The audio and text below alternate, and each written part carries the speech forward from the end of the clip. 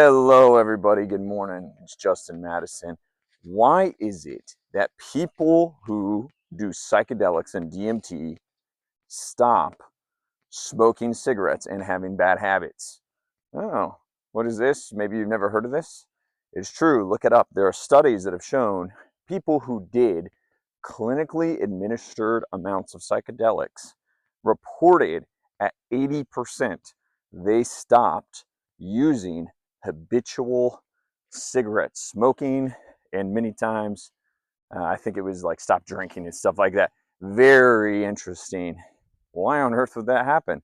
And wouldn't you think that if that was true, oh my goodness, you would have a multi-billion-dollar industry overnight you could sell to cure people of their cigarette smoking or whatever. Well, that's not happening, is it? Here is what's going on. If you don't know anything about psychedelics, DMT, whatever, which I'd be actually very surprised because the last 10 years it's become very popularized, especially on podcasts, Joe Rogan, etc. These people, they love this stuff. I have never done DMT. I have never done any psychedelics. I'm not even interested in doing them. And I have seen people do them. I have seen people go through trips, etc. It's kind of shocking sometimes. But that all being said, I'll tell you kind of what's happening if you don't know how this works. So, I'm a layman. I'm not a professor on this, but I have a little bit of experience. I've read up on it. Here you go. DMT, psychedelics, whenever you do them, they usually go into the center of your brain. They go to, what is it? The pineal gland produces DMT. And the idea is that these psychedelics cause you to, one, disassociate, and two, allow you to process more information. Now, why is that? The big idea is it breaks down identity. Many people, they go on psychedelic trips. They take whatever, and then next thing you know, they start seeing things. They say they go to another place, they go to another dimension. Time blurs. They live many lives all at the same time. They end up seeing potential alternate realities that they could be in, and they don't know what to make of it. They say it's chaotic. And something very common is they actually end up saying they have resolved conflicts and trauma after they do these things. It is often cited as one of the most important and or significant events of a person's life when they use these things. I've heard people personally say this, and it has been clinically documented that they say this over and over again. What on earth is happening? That's crazy. Like, just from taking a mushroom. Well, here's what's going on. You got to see, most people in life are living in their head. All right, now what does that mean?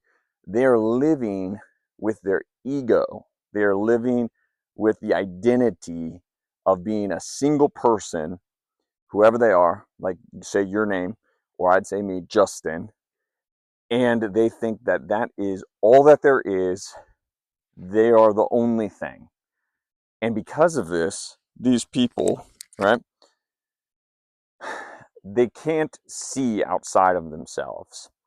They can't let go. They can't experience. And they identify with only the finite, right? Now, when you get stuck identifying with just yourself, the finite, you can't tap in to the divine, the bigger picture, which is what happens because when they do these psychedelic self-healing, they see a lot of colors, they see a bunch of things that they can't normally see. The idea is that you are always seeing these things, but your brain is filtering them out. And so that you're only focusing on one narrow band of reality and making it all about you and your experience. But when you take away this veil, you are actually allowing yourself to see everything outside of yourself and beyond. You're not just tuned into one little thing, right? Now, that all being said, with this, there's a lesson that you can have taken away from these studies and this experience, right? And I don't need to take the psychedelics in order to understand that. And you don't need to either.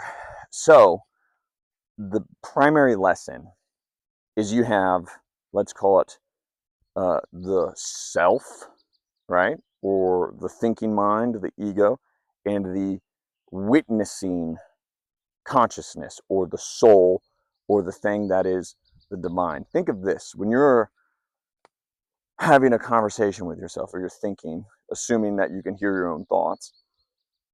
Who is it that is talking and who is it that is listening? Now, when I first heard that, I was like, oh, whoa, I never thought about that. That's kind of weird. But you have to put into perspective, right? Um, someone, there's almost two people inside of you. It sounds strange.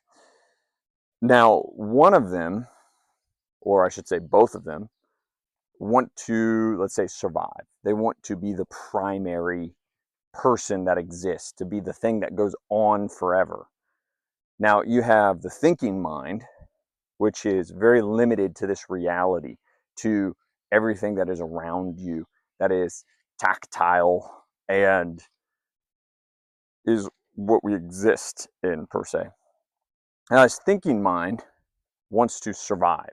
It wants to go on as long as it can. And this is where a root of very bad things can happen. And, where a lot of our problems come from. But it's necessary. We need it. We just have to learn how to manage it. This thinking mind does these things called looping. All throughout the day, your thinking mind will bombard you with thoughts, like just things like go and that go and that go and that go. And it's about little things like, oh, does my hair look okay? I'm gonna remember that appointment for later. What about that thing that my friend said 5 years ago that really bothered me? And then you go on and on and on and on and on. And some people, they can't sleep because they think so much. But then you have this witnessing consciousness that's just simply present, aware, and the absorber of emotions, right? It feels. That's the best place to put it. Here's how you can tap into that in about 6 seconds. I can show you how to do it. Sit calmly, take a step back, pause the video if you have to, and ask yourself, what is my next thought going to be?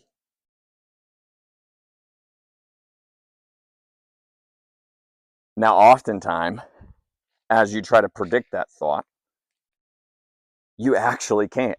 You have a little pause. You're like, wait a second, what am I going to think next? And that's because you as yourself can't think. The thinking mind can, right? You are pulling the pants down of the ego. You're actually showcasing that it's your thinking mind is doing its own thing, and your soul or your witnessing mind is doing its own thing. And when you try to direct the thinking mind like that to predict what it's going to say next, it gets caught off guard. You can't quite, tell, because it has to come from the projector, not the receiver. Okay, so that being said, you may now have a sense of what I'm trying to get at here. The next thing to really pay attention to is people who meditate, people who sit and practice breathing exercises, mental clarity exercises, and just maybe thinking about one thing and only one thing for as prolonged a period as possible. These people oftentimes don't know what it is they're trying to do when they begin their meditative practice. I've done 1,000 hours of meditating, probably. I don't know, a lot. There's been years where I did it every day nearly, and then there's been years where I did it, like every couple days, etc. And the point is, when you're meditating, you're trying to achieve this. I'll show you. Okay, here's a quick lesson on how to do a normal meditation. You can do what's called like box breathing. Box breathing is where you breathe in for about 3 to 5 seconds, it's usually 5, and then you hold for 5 seconds, and then you let out for 5 seconds. Now, doing that, the period of time that you're meditating, you often have the intention you set to not think while doing that. And what you're doing is you're trying to get into this mode of just feeling and getting rid of that thinking consciousness, that mind. When you do this, it allows you to let go.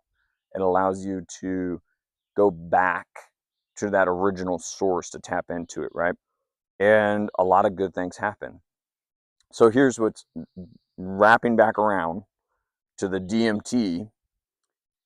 In essence, what's happening is these people who are doing the DMT are doing like a hardcore super bypass from the thinking mind. They are cutting right across the bow or whatever, and they are jumping to the other side where there is no thinking. They're dissolving that ego. And here's why they stop smoking afterwards. Because after they do this, they realize, they often say things like, the universe is this big place. I didn't realize what it is. It's all love and light and good, da, da, da, da. And I'm just this one little part of it. There's a bigger, more important thing than me out there. There's a God of some type, etc. They say all these things. Very common. And they learn to let go of traumas. What are traumas? A trauma is a subconscious idea or thing that you loop on.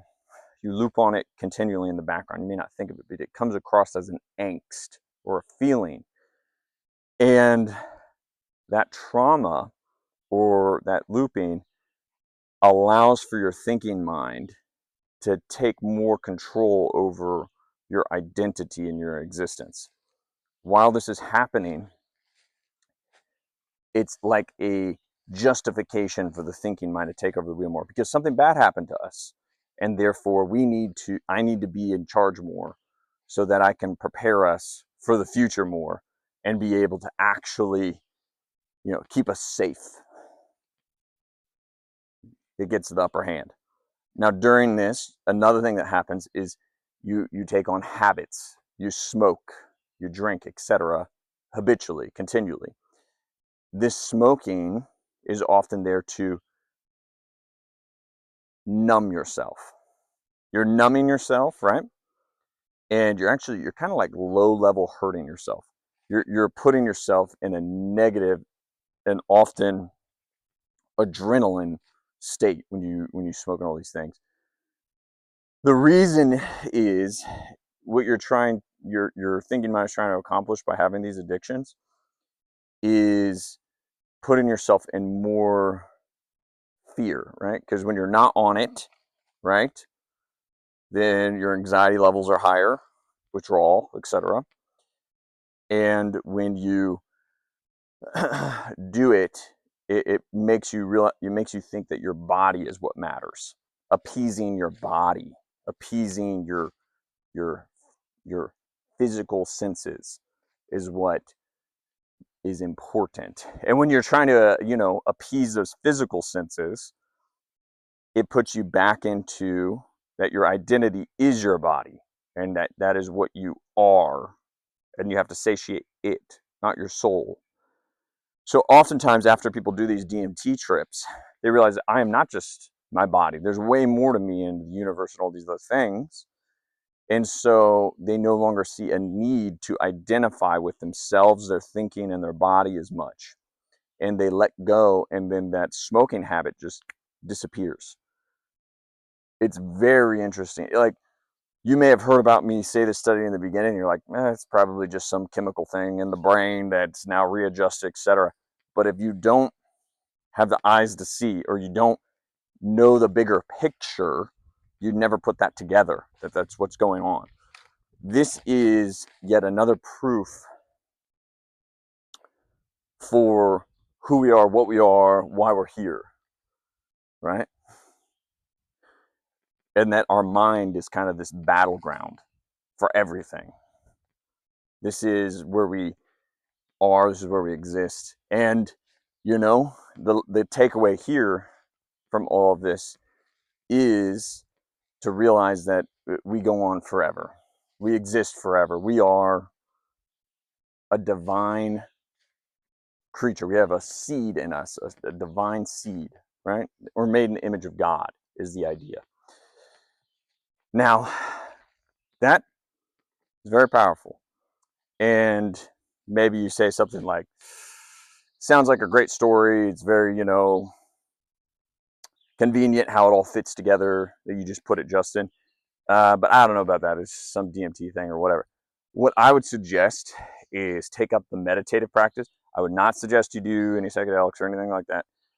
And just start trying to see what it does for you. It's already scientifically proven meditating massively good for you, calms you down, gives you less anxiety, makes you identify with your body and your mind less, and makes people perform better. That's a big key one. Makes you perform better. Why is it making you perform better? Because you're not self-sabotaging as much when you're trying to identify with your body. You're not, because your body and your mind want to keep you in a negative thought pattern and loop, right? So that you always are looking out for danger and fear and stuff like that. So that way it justifies their existence to be needed. When you already have everything, you're abundant, you have eternity. So therefore, this meditation and calmness will make you perform better, right? Because you don't have to self-sabotage, because you don't have to hold on to this life. You're here for a good time, not for a long time. Why life is a game. So anyway, there is my lesson here for today. I hope you took something away from it and that this is very helpful for you. I'm trying to explain these things in ways that make sense and aren't just some kind of like woo-woo mystical thing that doesn't have any practicality to it, but unfolding and kind of like pulling the curtain back a little for you so you can see the reasoning behind these religious things and these spiritual things, right? In a way, everything is spiritual and nothing is spiritual because it's all what it is. So anyway, thanks for watching. Have a great day, guys. Please like, comment, subscribe. And if someone you know would benefit from this video, share it with them. Thanks. Bye.